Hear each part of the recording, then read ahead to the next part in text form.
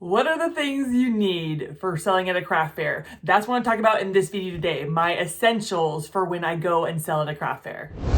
What's going on, my fellow jewelers? So I have learned a bit about the things you absolutely need to take when you're going to a craft fair. Whether it's the extra money, whether it's the bags, whatever it is, I'm gonna tell you all the things I think you're gonna need when you're selling at a craft fair. So before we begin, make sure you subscribe my channel if you haven't already, but let's dive right in right now. I mean, the first thing you really want to bring is your cash on hand, right? You need to be able to pay people back for the cash you give you. But can I even suggest this fanny pack? Oh, I even have extra money from the last time I sold. This fanny pack is amazing because I keep it around my waist the whole time, and I don't worry about putting money down and then wondering if someone's going to take it, right? Because when you're at a craft fair, sometimes it gets so crazy busy that you put things down or you do things that you forget you did or you don't know where you put it, right? And so having a fanny pack is so important because you just wrap it around your waist and then you don't worry about someone trying to take the extra cash that you made that day. The other thing I want to point to is this square right here. So this square, oh my goodness, people nowadays, for the most part, have their cards, right? They don't have cash on hand. They have their credit cards, they have the debit cards. This will enable you to take their cards. You just hook it up to your phone. It's an app on your phone. And I was really nervous the first time I did it, but the more I did it at the first time I'm at a craft fair, it was so easy and I felt such at ease. Like it just takes the pressure off of you. So get one of these babies. It's so important. The next thing you're gonna need that I rookie mistake the first time I did a craft fair was I didn't bring a wagon. Like I didn't bring anything to help me transport from my car to my spot where I was gonna sell. And can I tell you, it's a distance at times. There's times you can't even like pull up to where you're at. It's a distance. And so I literally manhandled, use these muscles right here. No. I did though. I used the muscles I got and I brought in every table. I brought in everything by hand, by my own strength. And can I tell you, I was exhausted. I was so exhausted before I even started. Like before I even set up, I was like, oh my gosh, I don't know if I can do the rest of the day because I just manhandled everything in there. And there's times you're having your big tables, you're having maybe your displays. I mean, like those things are heavy. So make sure that you grab a wagon or you ask someone to borrow maybe their dolly or something so you don't have to carry your tables, whatever it is to make it easier, loading and unloading. I just do that, right? Do that. Okay. The next thing is tablecloths. And I'm not just talking about any tablecloths, like, cause there's tablecloths that like, oh my gosh, the first time I did a craft fair was, I put plastic tablecloth and it was awful. Like it would scratch. It was really cheap, dollar store. Don't do that. I mean, if you have to, if you're on a budget, then it makes it look prettier. And by the end of the day, you just throw it away.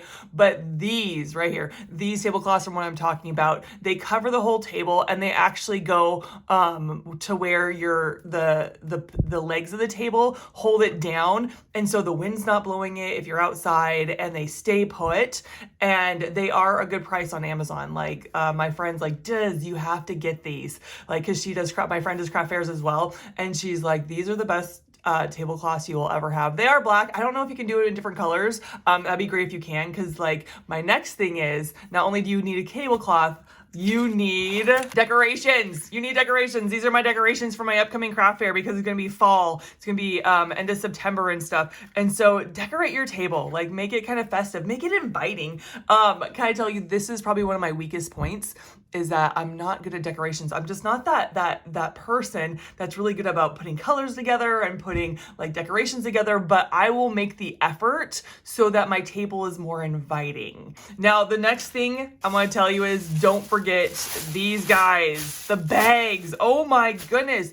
Like there's nothing more annoying when you're buying something from somebody and they don't have a bag for you and you're just like, what do I do with all this stuff? Like, this is great. I love like what I'm buying, but I need something to carry it with. Don't forget your trash bags. Oh my gosh, so important. And then my next step, my little like next step that I do when it comes to bagging is I have these cute little bags that I got off of Amazon. I wait till they go on sale and I get like 200 of them. And they just make it like a little bit nicer, right? Like I put my earrings in here. I put some of my necklaces. I can't put all my jewelry in there. Like I will have jewelry boxes that I bring with me as well. But these guys, I feel just spruce it up. And so you get these and then you put it in your little bag and you send them on their way. My next essential this guy. That's right, a mirror. Like when, especially if you're doing a craft fair, when it comes to like things that you make for people to wear, I sealed the deal on a sale because the lady looked at the mirror and was like, oh, that looks good. Like, yes, I'm gonna buy it, please. And so when it comes to like earrings and necklaces or something else that you wear, get the mirror. Just get the mirror. All right, so the last thing I want to talk to you about is not necessarily what you bring, it's how you arrange your tables. It is psychological, like the shopping is psychological and how people respond to your shop. And I'm going to tell you the first mistake I made was how I set up my tables the first time I sold. So I had, the red is like the area I had like 10 by 10, right? So I had these beautiful tables. I wanted to make it into like a shop. And so I thought if I put the tables here, they can walk into the shop and then they can look at all these jewelry pieces. But what happened was they felt uncomfortable walking in my shop because they're like, if I don't buy, I feel rude kind of thing. Like kind of like that psychologicalness of it, right? Psychologicalness, you like that? So they would literally take one step in and have one foot out. This lady literally was like, had one foot in my area and was like peering in like, oh, but would not come into my store, would not come into my area.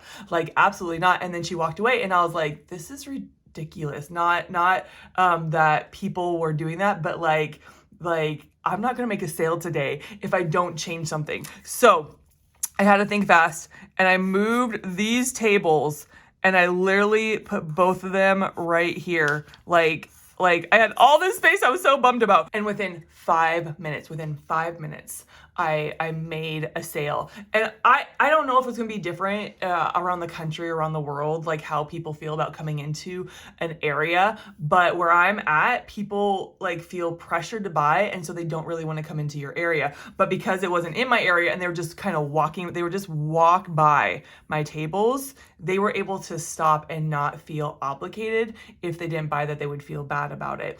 And so I'm not telling you exactly how to set your tables up. I'm telling you, if you're not making sales and people aren't coming to your shop, pivot, like do something about it. Like, how can I rearrange my tables better? You know? And so in the middle of the craft fair, I was moving tables. Like you're supposed to be already set up and stuff, but I was moving tables around. And from then on, when I did, I made sale after sale after sale. And it ended up being a slow craft fair, but I got more sales than I would have if I kept my tables that way and been like, well, I guess that's that, right? And so I just encourage you, like if you are not getting the sales you are and people aren't coming to your into your area, do something different, like pivot. Who cares if everybody's watching? Just change the way you're doing it so that you can get that sale. So that's all that I have for my essentials. Now I want to know, what did I miss? Because I'm still learning how to do craft fairs. What did I miss that you would bring that is super important for you to take to your craft fairs? Like what are things that you bring with you so that you can sell better or that can make it easier for you at the craft fair? All right, it's into my videos and that means I pray for my viewers. That means I pray for you. That's right. And I always ask God, what do you want me to pray for in this video? And so it's so funny. Like I saw the moment I asked God for this video, a Bible popped up. I saw a Bible and I just felt God's desire for you to dive into the Bible. Like, can I tell you, that book is amazing. Like one, there's so much adventures that go on, like, and so many scandals. Like it's a crazy, like, have you read it? Have you read the Bible? But it also has a lot of wisdom and a lot of like, just showing like how God is with humanity. Like the Bible shows these imperfect people and how God loves them and is involved in their life. It shows like what he wants from us. It shows what he wants a relationship with us. And so I just encourage you like to read the Bible. And before I gave my life to the Lord, I was reading the Bible, but it made absolutely no sense. But the moment like I was like, Lord, I need you, I give you my life, like the Bible came to life. And it was that I was asking him to show me what he like as I read it, to pop things up, to give me an understanding of what was in the Bible. Like before I just read it and be like, okay, I'm gonna read this in my own understanding. No. And so to ask him, go, God, I'm about to read this. I need you to give me an understanding. I need you to speak to me as I read the Bible and stuff. So I just want to encourage you, like, read your Bible, read it. If you don't have a Bible, go get it. If you don't have a Bible, comment and I will send you one in a heartbeat. So I just want to encourage you. I'm going to pray for you that you would pick up the Bible. So God, I thank you, Lord, for your word. I thank you, God, that not only are you such a personal God and that you're there with us every day, but you gave us your word so that we can know more about you, can know more about your ways, about how you want us to talk and speak to people. And so, Lord, I pray for my viewers. I pray you would encourage them. I pray they would read. Lord, I pray, God, that you would just bless them, God, in reading your word. In Jesus' name, amen. All right, guys, thank you so much for tuning in. I'm excited to hear from you about what your essentials are, and I'm excited to go on my next selling adventure. I'm going to bring you along. I'm going to take videos as I go and as I sell, so make sure you tune into that. All right, guys, I love you, and I'll catch you on the next one. Bye!